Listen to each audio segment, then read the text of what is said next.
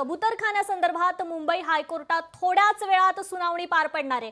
पण त्यापूर्वी मराठी एकीकरण समितीचे आंदोलक कबूतरखान्याजवळ आलेले असताना मोठा गोंधळ उडालेला पाहायला मिळालाय। आंदोलक जमा होताच पोलिसांनी कार्यकर्त्यांची धरपकड केली आहे। यावेळी मात्र पत्रकारांवरही पोलिसांनी अरेरावी केल्याचं पाहायला मिळालं। 6 ऑगस्टला जैन समाजाने आंदोलन केलं तेव्हा पोलिसांनी कोणतीच ऍक्शन घेतली नाही आणि आज मात्र पोलिसांनी सर्व मराठी एकीकरण समितीच्या आंदोलकांना धरपकड का केली असा संतप्त सवाल या ठिकाणी आंदोलकांनी उपस्थित केला। तेव्हा पोलिसांनी मात्र त्यावर बोलणं टाळलंय।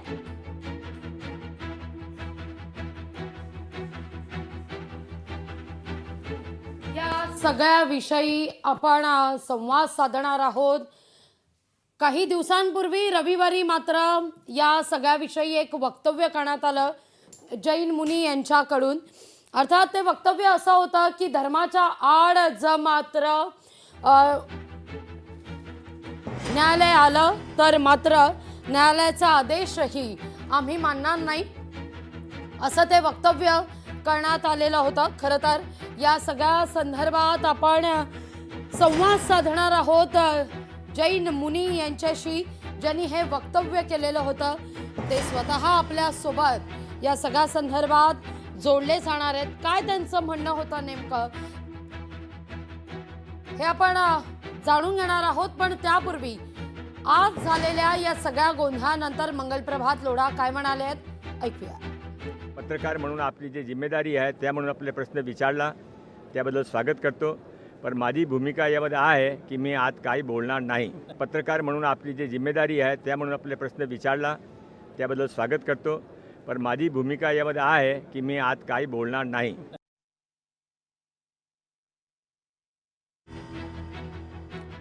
तर या सगळ्या मुद्द्यावर आपण आज काही बोलणार नाही अशी भूमिका ही व्यक्त करण्यात येते मंगलप्रभात लोढा यांच्याकडून। तर जैन समाज शांततापूर्ण मार्गाने न्यायालयाच्या या निर्णयानंतर आपली भूमिका मांडेल, आंदोलन करेल असं म्हटलं जातंय जैन मुनींकडून। पाहूया या सगळ्या मुद्द्यावर राजकीय वर्तुळातून काय प्रतिक्रिया उमटतायत, पाहूया। कबूतरखान्याच्या संदर्भातलं उत्तर मीच दिलेलं होतं। त्याच्यावर मी ते स्पष्टपणानं सांगितलं की कबूतरखान्याचं उत्तर काय होतं।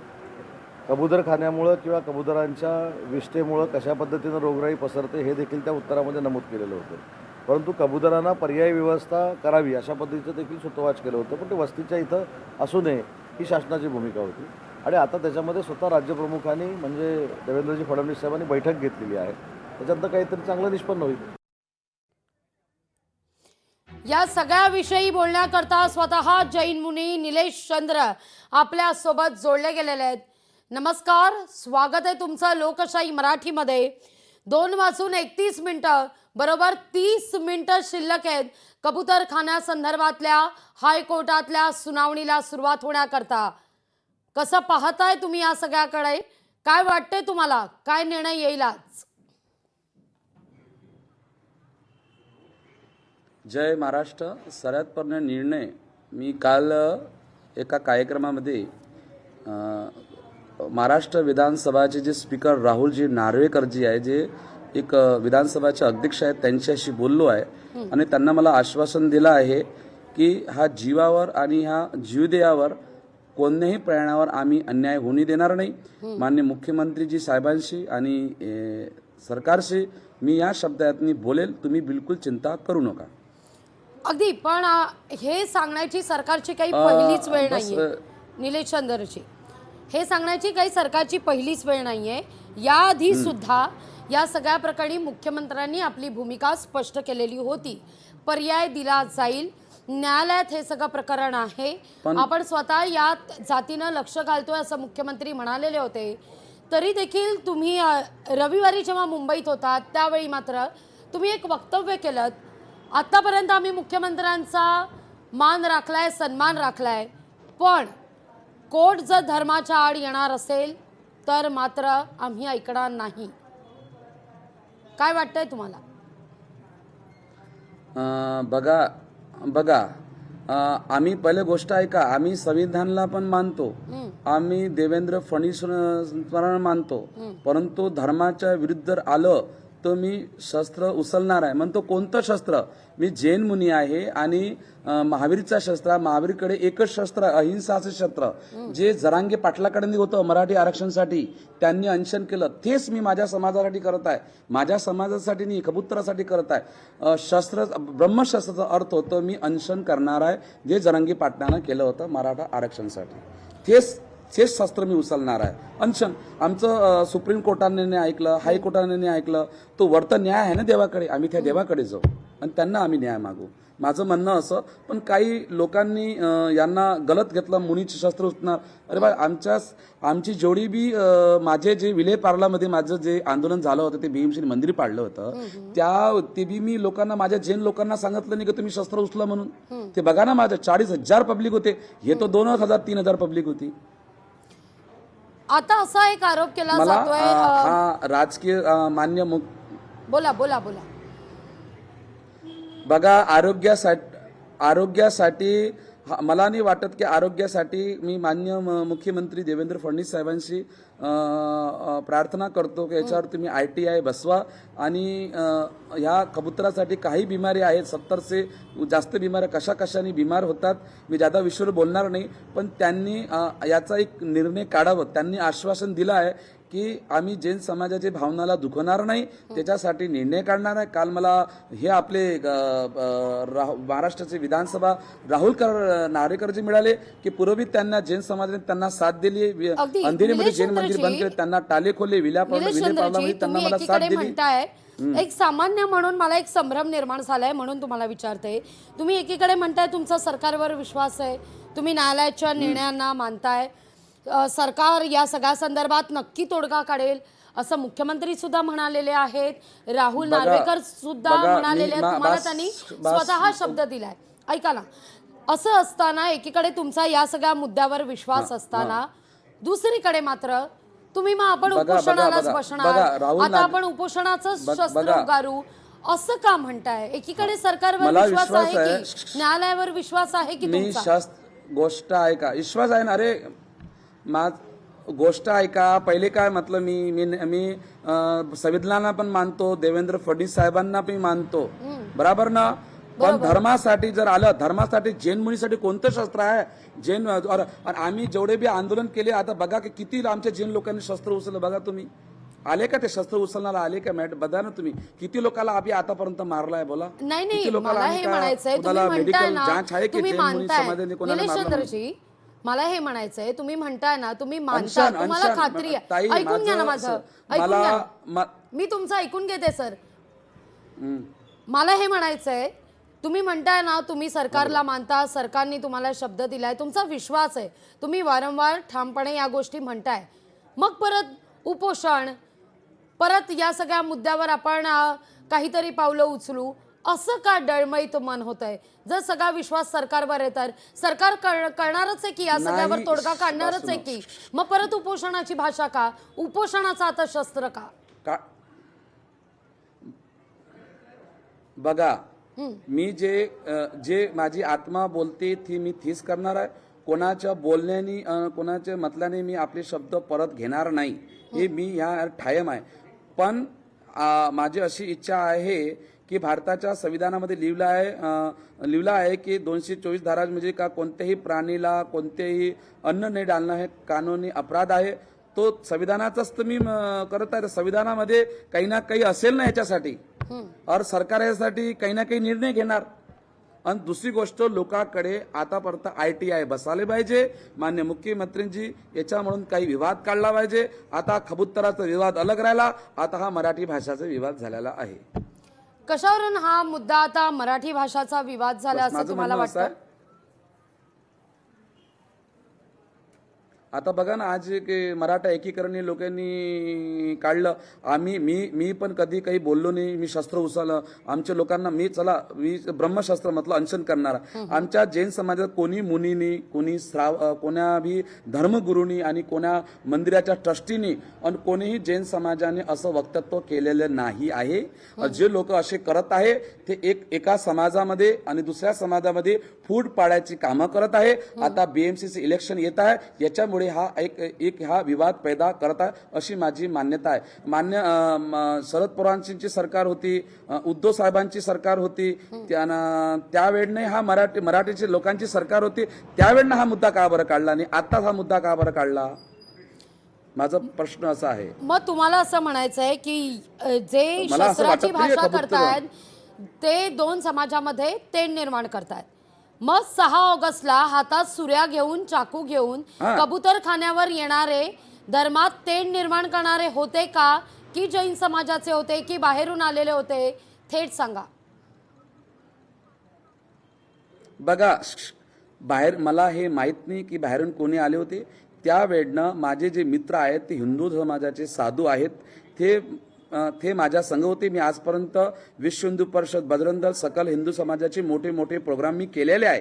मी प्रमुख वक्ता म्हणून गेला. मी त्यांना सांगितलं, तुम्ही माझ्या कबुतरासाठी नाही, ते लोक आले त्यांना फक्त धर्माची आणि शास्त्राचीच गोष्ट केली. एकही हिंदू साधूंनी शस्त्र उचलले, शस्त्राची भाषा केली नाही. दुसरी गोष्ट, तो आमच्या देवेंद्र फडणवीस साहेबांनी सांगितलं, मंत्री महोदयाने सांगितलं, तुम्ही दाना टाकू शकता म्हणून टाकलं. परत दाना टाकल्यावर पुऱ्या मुंबईमध्ये दाना टाकणं प्रारंभ झालं. फक्त कबूतरखाना BMCच्या तिथंही फक्त रोख लागली, त्यांना ताडपत्री काढू दिली नाही. आमची लोकांची भावना दुखली.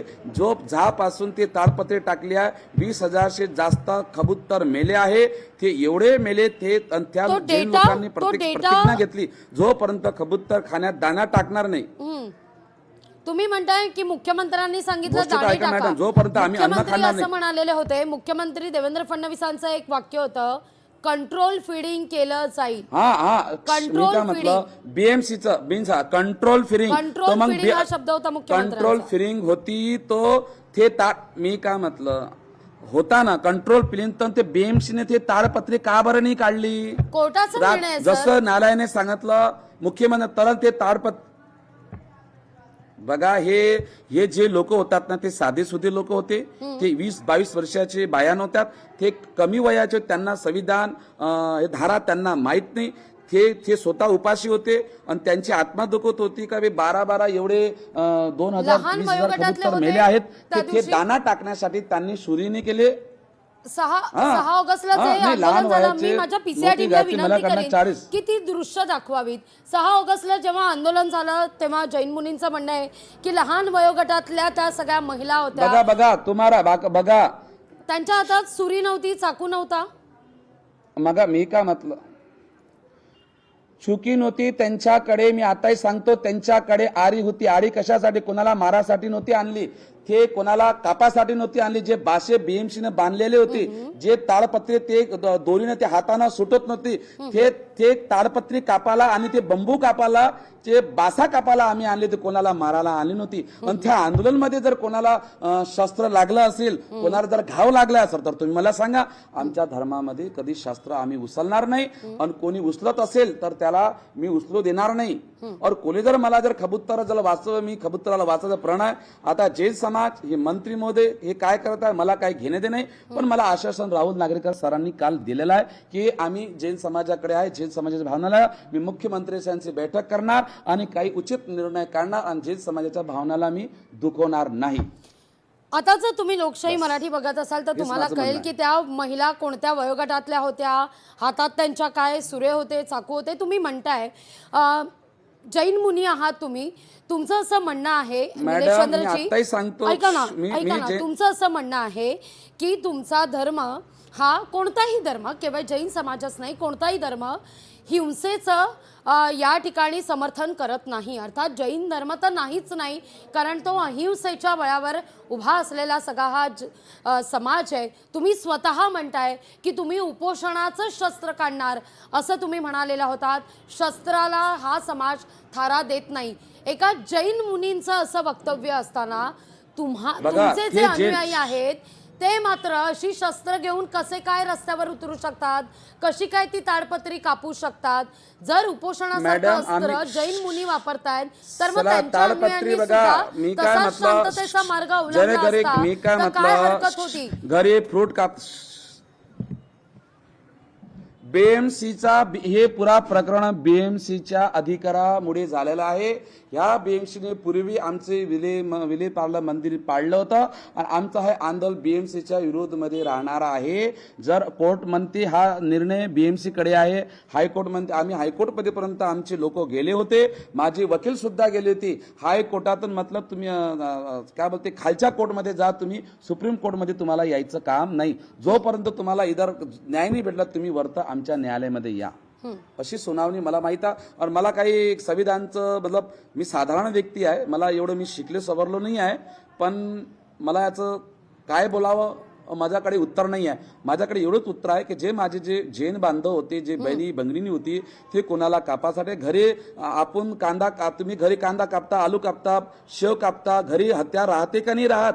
आमच्या पण ते धर्मामध्ये हत्यार- कायला तुम्ही ऐका ना, आमच्या धर्मामध्ये मुद्दा काल असा आहे, लोकांना आता मारायला तुम्ही नको. हत्याराचा मुद्दा उपस्थित केलाय म्हणून तुम्हाला विचारते. म्हणून तुम्हाला खरं तर या सगळ्याविषयी मला बोलतं करायचंय. एक बघा, सुरीचं उदाहरण घेते जैन सर. समाज- ऐका ना मी निलेश काय चंद्रजी, म्हटलं, मला एक सुरी जेव्हा स्वयंपाकिणीच्या हातात असते तेव्हा उत्तम स्वयंपाक बनवते. एक सुरी जेव्हा डॉक्टरच्या हातात असते तेव्हा एखाद्याचा नाही, जीव वाचवते. एक आमचा सुरी, ऐका ना धर्मधर्म- निलेश चंद्रजी, आमच्या माझं ऐकून घ्या, बघा, ऐकून गोष्ट- घ्या माझं म्हणणं. गोष्ट- एक सुरी जेव्हा गोष्ट स्वयंपाकिणीच्या आता हातात आमचा असते तेव्हा उत्तम स्वयंपाक करते. एक सुरी जेव्हा डॉक्टरच्या हातात असते तेव्हा एका व्यक्तीचा जीव वाचवते. एक सुरी जेव्हा या सगळ्या मुद्द्यावर गुन्हेगाराच्या हातात असते त्यावेळी मात्र एखाद्याचा जीव सुद्धा घेते. जर अहिंसेच्या धर्मावर, अहिंसेच्या तत्वावर हा समाज पाठबळ मिळालेला आहे, हा समाजाचा पाया अहिंसेचा आहे, तर मुद्दा बीएमसीचा नाहीच आहे. हा मुद्दा न्याय प्रविष्ट असताना हातात सुरे चाकू घेऊन रस्त्यावर उतरण्याचा आहे. घरी कांदा, लिंबू, मिरची कापणं, बटाटे कापणं हा मुद्दा सामाजिक स्तरावर येतच नाही असं माझं म्हणणं आहे. हा मुद्दा इथे लागू होत नाही असं मला वाटतं. निलेश चंद्रजी, बघा आम्ही रस्त्यावर आलो नाही. आमच्या मंदिरासोबत ते कबूतरखाना आहे. मान्य 150 वर्षापासून आम्ही तिथं दाना टाकत आहे. और आमच्या नगरी समोर तिथं 20-20, 25-25 कबूतर ताई मरत असेल तो कोणाचा जीव वाचणं आमच्या धर्मामध्ये सांगितलेलं आहे. आम्ही रोडावर तलवारी घेऊन घुमलो नाही आहे. आम्ही फक्त आमच्या मंदिरासमोर जे कबूतरखाने आहे तिथं बघा मोठे मोठे 52 जाग्यावर बीएमसीनं तिथं अतिक्रमण पोलीस ठेवली आहे. त्या पोलिसांना विचारा कोणत्या जैन धर्मीने त्यांच्यावर चाकू उचलला का, हात उचलला का, तुम्हाला शिवागाळ्या दिल्या. हा मुद्दा फक्त कबूतरखाना दादर मंदिराच्या समोर आहे. आम्ही फक्त ते ताडपत्री काढावं. तुम्ही म्हणताय गेल्या अनेक वर्ष तुम्ही या ठिकाणी कबुतरांना दाणे टाकताय, तुम्ही असं म्हणताय, पण तुमचं असं म्हणणं आहे की हा निर्णय बीएमसीचा आहे, बरोबर? बीएमसीच्या विरोधात हा सगळा एल्गार आहे. पण सर हा मुद्दा उच्च न्यायालयात पोहोचलेला आहे. हा निर्णय उच्च न्यायालयानं दिलेला आहे.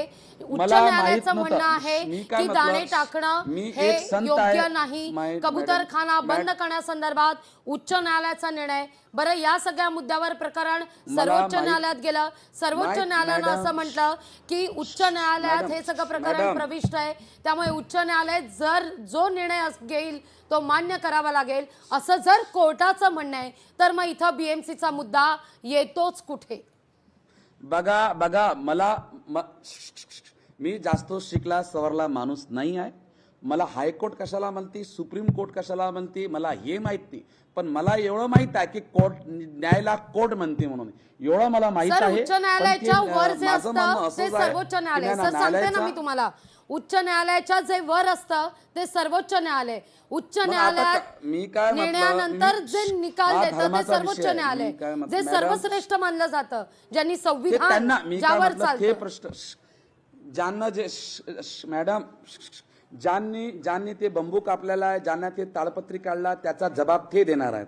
जे मंत्री महोदय म्हणतात मी शस्त्र उचलण्याला समर्थन देत नाही अजून एक व्यक्ती होती, त्यांचे समर्थक होते, ते पण म्हणतात मी महाराजांना समर्थन देत नाही. आता मी एक शस्त्राचं बोललो, ते माझ्या विरोधात आले. आता पुऱ्या जैन समाजाने फक्त ताडपत्रीसाठी जे छुरी काढली आहे ते प्रश्न त्या नेत्यांकडून पूछा आणि त्या लोकांशी पूछा. मी त्याचा काही प्रश्नाचं उत्तर देत नाही. पण माझी आत्मा माझं म्हणते, माझ्या धर्माची, माझे अनुयायी भगवान महावीरचे जे लोक आहेत ते शस्त्र उचलत नाही, कोणाला मारतात ते रागात होते. पण आमचा महावीर म्हणते तुम्ही क्रोध मध्ये असेल तरी तुम्ही शस्त्र उचलू नका.